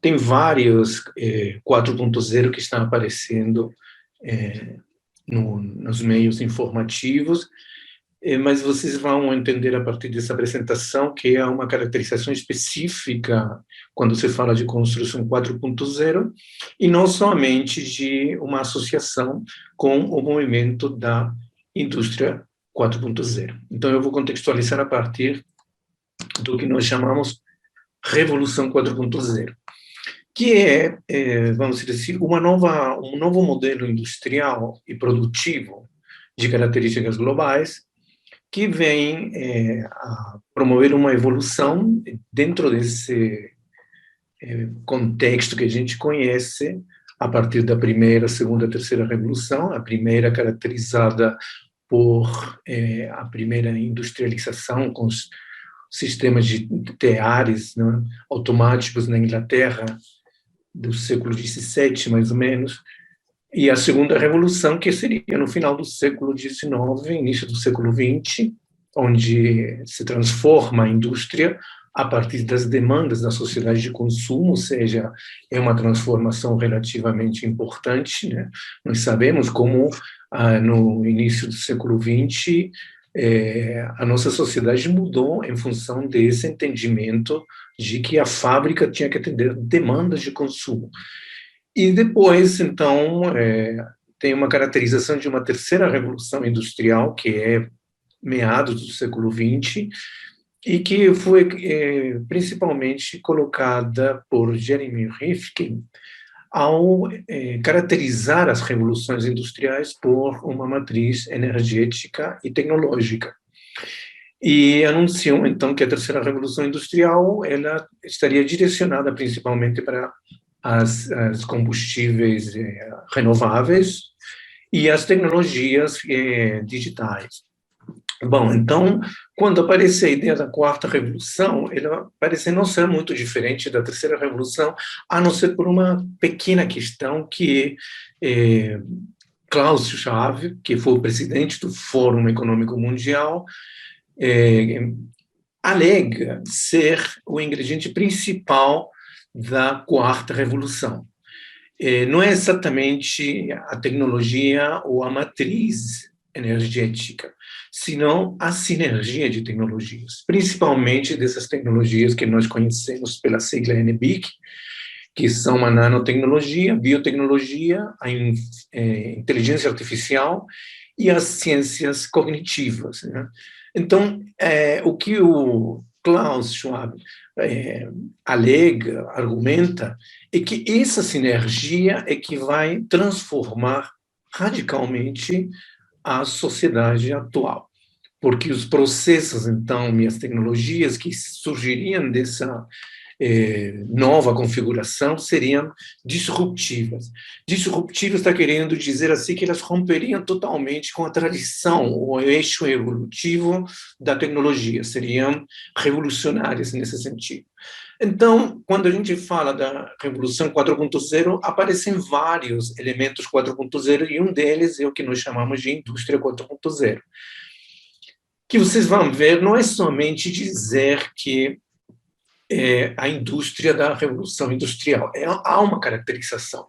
E essa caracterização surge em 2011, em a Feira de Hannover, na Alemanha. E surge, vamos dizer assim, a partir de um entendimento do setor industrial de que haveria um novo modelo produtivo global baseado principalmente em essas energias das novas tecnologias. Então, a Alemanha opera uma estratégia de desenvolvimento de alta tecnologia com um plano que começa em 2010 e que tinha como primeiros objetivos 2020 e agora não, temos outro plano que vai até 2030. Então, na primeira iniciativa se investiram em torno de 2,5 bilhões de euros. Vocês vão entender por que eu estou dando ênfase a esse tipo de coisas agora. A definição da indústria 4.0 é principalmente uma iniciativa governamental, mas só que tem um viés geopolítico muito, muito relevante.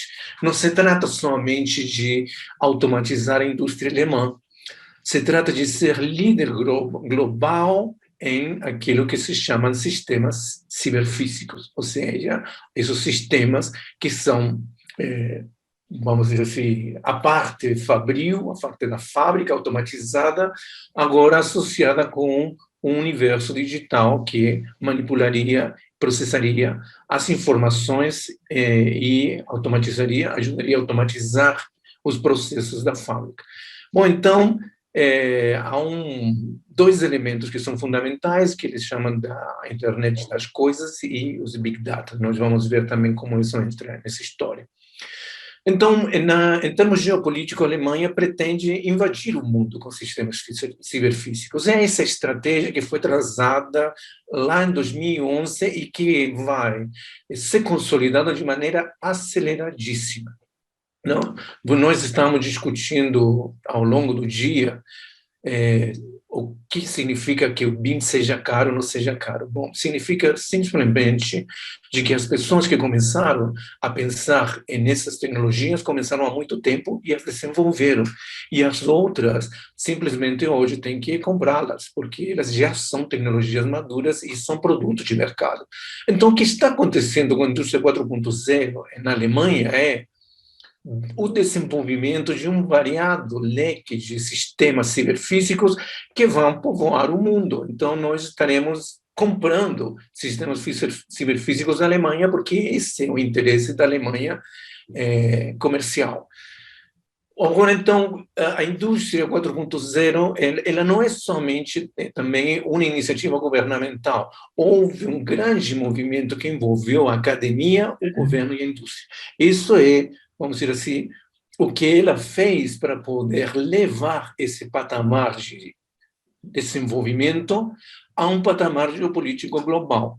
Então, sendo esse o objetivo principal, se tornar referência global, liderança global em sistemas ciberfísicos, foram feitos um conjunto de programas, e vocês vão ver na apresentação, que todos os setores da sociedade produtiva alemã foram envolvidos. Olha só, eu coloco isso para vocês verem a diferença que existe em relação ao que acontece em outros países. Alguns já estão fazendo isso, mas necessariamente, quando a gente fala do Brasil, parece que nós não conseguimos ainda articular nessa direção a academia, a indústria e o governo. Aparentemente, os interesses são tão diversificados que ainda não chegamos em um ponto em que a gente possa dizer há um plano nacional para desenvolver a indústria 4.0 do Brasil.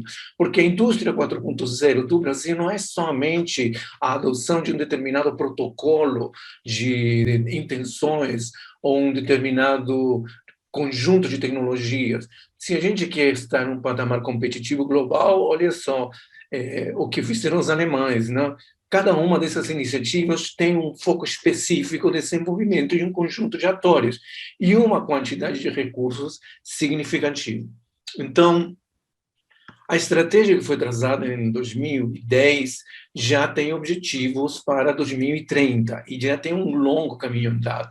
E entre esses objetivos para 2030 já vem uma abertura um pouco maior para as demandas daquilo que nós vamos chamar as repercussões da indústria 4.0 na sociedade, que tem a ver com níveis de desemprego e certa desigualdade social que pode ser produzida por esse tipo de tecnologias.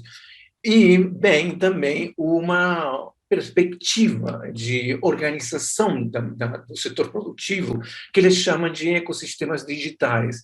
E isso, então, é o que eu vou enfatizar um pouco mais para frente, para vocês entenderem onde isso tem um efeito naquilo que nós estamos pensando que pode ser o papel do BIM nos próximos anos. Veja só que tem pelo menos 3 iniciativas globais que estão se posicionando à altura da iniciativa alemã. Na China, no Japão e nos Estados Unidos, existe já a consciência clara que esse é um espaço geopolítico comercial global de alta relevância. Não dá para ficar dependendo dos alemães em relação à produção dos sistemas ciberfísicos. E vocês vão ver que, em função desse processo ser global, interconectado e que envolve toda a cadeia de valor, a grande questão é quem é o dono de todos os dados que os sistemas vão manipular e captar. Então, por isso que se transforma em uma questão de ordem, até de soberania nacional, esse tipo de evolução do sistema produtivo. Bom, então, quando a gente vai e empieza a pensar, bom, e o que está acontecendo com o setor da construção civil? Bom, aparentemente nós estamos tratando de convencer as pessoas de que é necessário começar a utilizar o BIM para o projeto das edificações e das obras civis em geral. Vejam só o que nós consideramos que seria a passagem para o 4.0, ou seja, a construção 4.0 como elemento representativo da revolução, da quarta revolução industrial. Da terceira revolução, a gente tem um conjunto de tecnologias habilitadoras. Essas tecnologias habilitadoras vocês já devem estar conhecendo mais ou menos por aqui ou por lá, como elas estão influenciando a nossa vida em sociedade. Mas certamente, quando você pensa em impressão aditiva, ou seja, 3D, impressão 3D, as pesquisas em materiais, para que seja suficientemente consistente a mistura e a secagem, que permita manipular formas, tanto arquitetônicas quanto formas estruturais, que possam ser viáveis com esse modelo de impressão aditiva, estão avançadíssimas. E isso significa, então, que há toda uma ideia construtiva atrás disso, toda uma ideia de modelos construtivos atrás disso.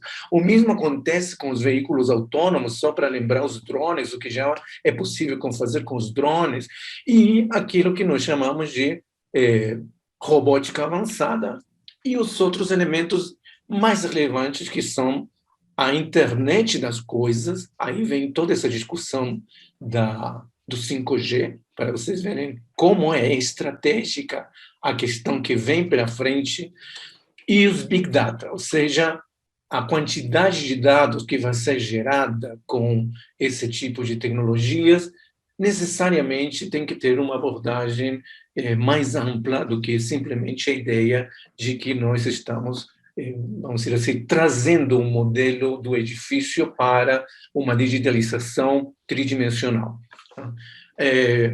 A sinergia 4.0 da quarta revolução industrial, no caso da construção 4.0, tem dois elementos que são, digamos assim, os mais visíveis no meio prazo.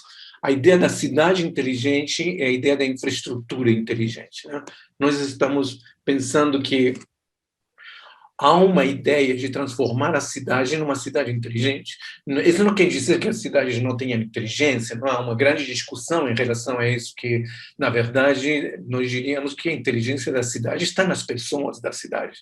Mas a perspectiva que se produz em relação à inteligência da cidade tem a ver com que essa inteligência seria a inteligência dos serviços e da infraestrutura da cidade, não que as pessoas não tenham inteligência.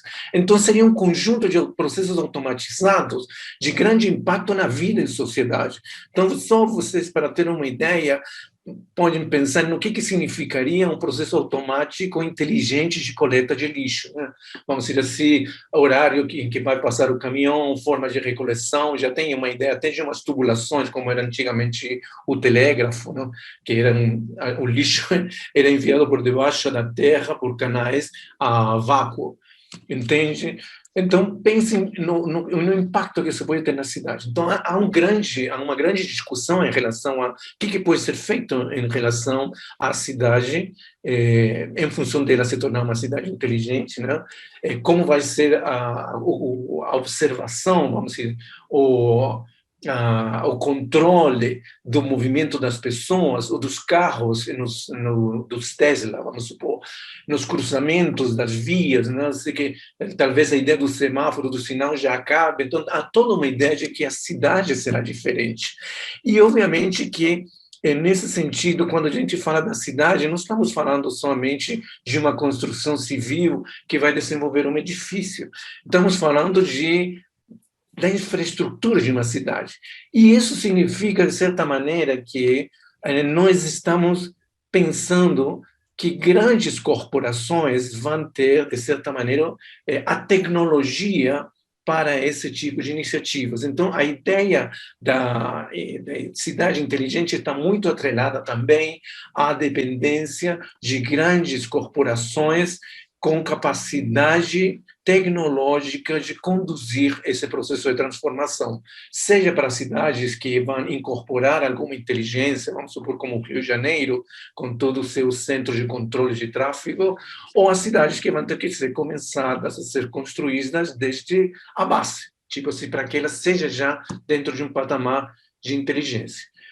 Então, quando a gente pensa na construção 4.0, a gente não está falando somente de digitalizar o edifício. Estamos falando de um modelo, e aqui voltamos à questão do ecossistema digital, baseado em plataforma. Essa seria a conceituação dessa proposta entre a construção 4.0.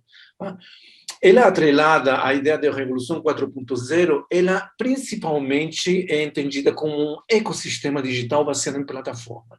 O que significa isso? Bom, em primeiro lugar, como um ecossistema digital, seria que ele tem duas camadas fundamentais, a física e a digital, que permitiriam a integração tanto na horizontal, vamos dizer assim, de todo o ciclo de vida do projeto, quanto na vertical, desde a alta corporação que tem a tecnologia para esse tipo de sistemas, até o chão de fábrica. Então, esse seria o grande sistema, a integração de todos os elementos, tanto da perspectiva vertical quanto horizontal. As duas camadas, física e digital, envolvem as fábricas inteligentes, isso significa principalmente as fábricas que tenham sistemas ciberfísicos para o processo automático e inteligente da produção. Então, não estamos falando somente de fábricas automatizadas, estamos falando de fábricas inteligentes, ou seja, um tipo de sinergia entre inteligência artificial e automação industrial. E aí, na camada digital, nós temos dois elementos também que são chave. A plataforma, vamos dizer assim, que seria a plataforma da estrutura de dados, que onde vai estar sendo modelados ou comparados dos modelos físicos reais, já construídos, né? Os gêmeos, como a gente fala agora, ao modelo digital, e um elemento que a gente chama de CDE, que seria onde estão todos os dados que são obtidos nesses processos.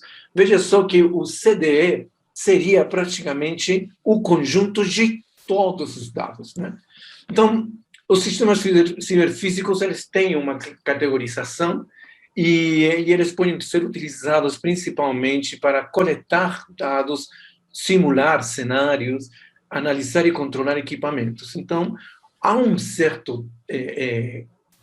possibilidade de troca de dados, porque os sistemas ciberfísicos eles teriam condições de, não somente através de sensores, obter informação, sino também através de um elemento que se chama atuador, que seria agir sobre o processo. Então, a fábrica de inteligência tem esses elementos. E, obviamente, que uma das coisas que se fala muito é que os processos automatizados eles diminuiriam também os riscos de saúde do trabalhador. No caso das plataformas digitais, o principal que temos seria o modelo de dados e a forma de armazenamento. E aqui é onde aparece o BIM trazendo uma grande, vamos dizer assim, proposta para que seja viabilizada essa ideia de plataforma digital. E no caso do CDE, todos os tipos de dados, e aqui eu queria só fazer um ênfase que os dados não somente são dados numéricos ou geométricos, estamos falando de todos os tipos de dados, visuais, textuais, sonoros e outros dados que podem ser construídos, né? Da perspectiva vertical, nós sabemos que as grandes corporações que hoje em dia, pelo menos, conhecemos e que podem auxiliar nesse movimento são principalmente a Autodesk, a Procore e a Bentley. São as que têm tecnologia e que avançam em direção à ideia da cidade inteligente, desenvolvendo interfaces que nós chamamos de API, que permitem a incorporação de inovações e, vamos dizer assim, elementos adicionais, como a gente chama add-in, ao sistema. Não? A ideia do ecossistema é exatamente isso, que você tenha a possibilidade de que ele ganhe vida a partir dos elementos que são incorporados por terceiros. E, bom, na linha de fundo, vamos dizer, na parte de baixo, então nós temos os sensores atuadores que, no conceito de produto, transformam o produto em um produto inteligente. É o próprio produto que diz para a fábrica como ele está se sentindo. Vamos dizer assim, ele ganha uma alma, vamos dizer assim, eu estou sendo bem produzido ou mal produzido, eu estou tendo dificuldades, eu preciso ser mantido ou não. Então, esse tipo de inteligência é que a gente está vendo que vai se colocar nos objetos no produto. Há elementos para controle de obra que tem a ver com transporte de obra, com a geometria da obra, com a possibilidade de comparar aquilo que está sendo construído, aquilo que foi construído, aquilo que é invisível com o modelo. Também se vê que todos os sistemas vão ser, robôs, todas as máquinas vão ser direcionadas ao rastreamento, posicionamento e à análise do avanço da obra, com tecnologias ópticas, por exemplo, como fotometria e as próprias máquinas que terão visão. Por isso que os dados que a gente estava falando dos Big Data não são somente dados numéricos, as máquinas vão ter imagens que vão ser processadas. Vocês sabem o alto grau de automação que existe hoje em processamento de imagem. E, obviamente, que a impressão 3D também tem um elemento que vem junto, que é a ideia da pré-fabricação.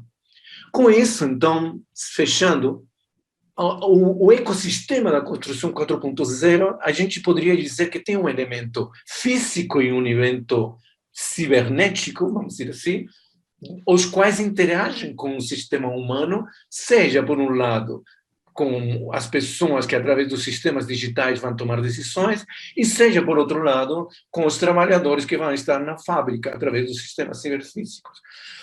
Os dados extraídos através de uma camada sensível da fábrica, vão alimentar tanto o sistema ciberfísico, que vai regular os processos, quanto os sistemas físicos, quanto os sistemas cibernéticos, que vão permitir tomar decisões, que vão alimentar a camada ativa, seja aquela que vai intervir diretamente no processo da fábrica. Veja só. E aí vem, então, o que eu queria colocar como fundamental nesse momento.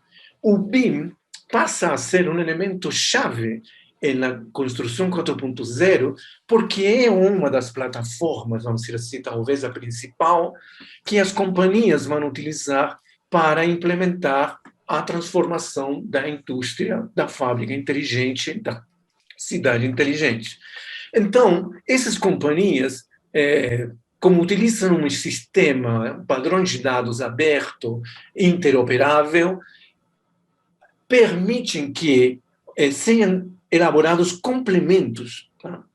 Que agregam valor ao processo, seja permitindo fazer novas análises, como já foram apresentadas alguns nesse colóquio, alguns softwares que já fazem algumas análises para otimizar gestão, alguns que permitam a interação com provedores, com as subcontratadas para fazer avaliações de normas, enfim, há um universo de contribuições que pode ser feita a partir da abertura que tem a interoperabilidade que oferece o BIM e outros, obviamente, mas entre eles mesmo é possível criar uma cadeia de interação interoperável de dados, que também agrega valor. Ou seja, um software vai poder conversar com outro e todos eles vão poder contribuir para tanto sejam os projetistas quanto os usuários que demandam das informações e os serviços nessa plataforma. Então, se vocês veem,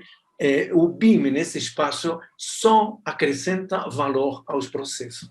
E esse é o grande diferencial que existe na ideia de começar a utilizar BIM na construção. Não é somente a gente trabalhar um modelo digitalmente. Existe um universo de negócios, de business, que vão agregar valor à indústria civil, ou seja, o PIB do civil não vai ser somente o PIB da construção, é o PIB de todos os serviços, e isso significa quais serviços podem ser criados para auxiliar nesse grande movimento que significa tornar a fábrica ou a indústria civil inteligente. Bom, era isso que queria apresentar. Muito obrigado pelo tempo de vocês e desculpa se eu passei um pouquinho do tempo. Obrigada, Aravena. Com isso, nós chegamos ao final do nosso evento. Como eu disse no início, né, agradecendo ao CNPq pelo recurso disponibilizado, aos professores, profissionais, empresas que vieram trazer o seu conhecimento e muito colaboraram para a realização do evento, a vocês, participantes, que foi o objetivo da nossa realização, né? E eu gostaria de fazer um agradecimento especial aos bolsistas, a Júlia e o Yuri, que acompanharam a gente em todo esse processo, inclusive pela dificuldade, pelo desafio que foi realizar um evento online, já que o nosso evento estava previsto para ser realizado em maio do ano passado. Então, eles estão junto conosco e enfrentamos a pandemia e realmente, ao final, conseguimos fazer acontecer, né? E também os bolsistas que atuaram agora, nesse momento final, dando todo o suporte e todo o aparato para que a gente conseguisse efetivamente colocar no ar tudo aquilo que a gente programou com muito carinho, com muita atenção, para poder oferecer a vocês. Tá bom? Passo a palavra ao Maurício, que também atuou enormemente na realização desse trabalho. Muito obrigado, Piti. Muito obrigado a todos nossos discentes que fizeram parte deste enorme esforço por levar adiante um evento em torno do qual tínhamos muitas expectativas e que eu acredito que ele saiu conforme programado, talvez até excedendo nossas expectativas. Bom, nestes 2 dias, nós ouvimos nossos convidados falar de diferentes assuntos em torno do BIM. Nós ouvimos falar sobre tecnologias, sobre gestão, sobre a abrangência do BIM. Ouvimos falar sobre a indústria 4.0 e suas implicações, agora inclusive com essa interessante apresentação do professor Aravena, que é uma apresentação para ler com um pouco mais de calma, né?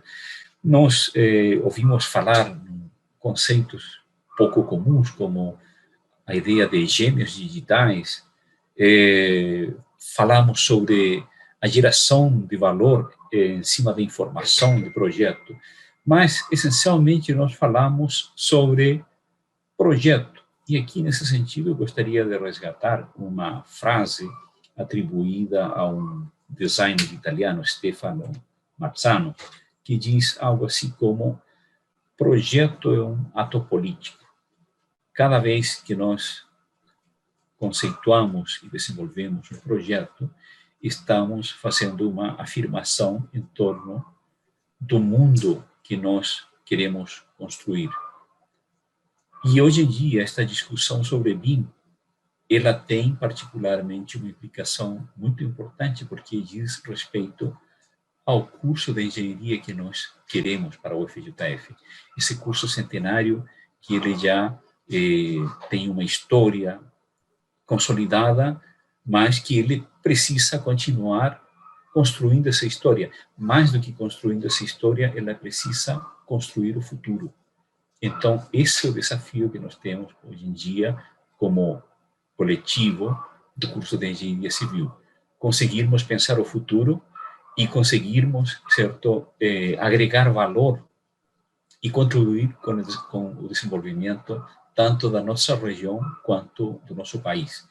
Então, fica ali o desafio para todos nós. Eu agradeço a oportunidade de participar nesta iniciativa e parabenizo novamente a todos os que trabalhamos aqui, que suamos a camisa durante vários meses, certo? Então, me despeço e desejo a todos um bom final de semana e peço que todos se cuidem, porque ainda nós temos temos muito chão pela frente até sairmos dessa pandemia. Um abraço para todos, um ótimo final de semana. Tchau, tchau. Boa noite a todos, bom fim de semana.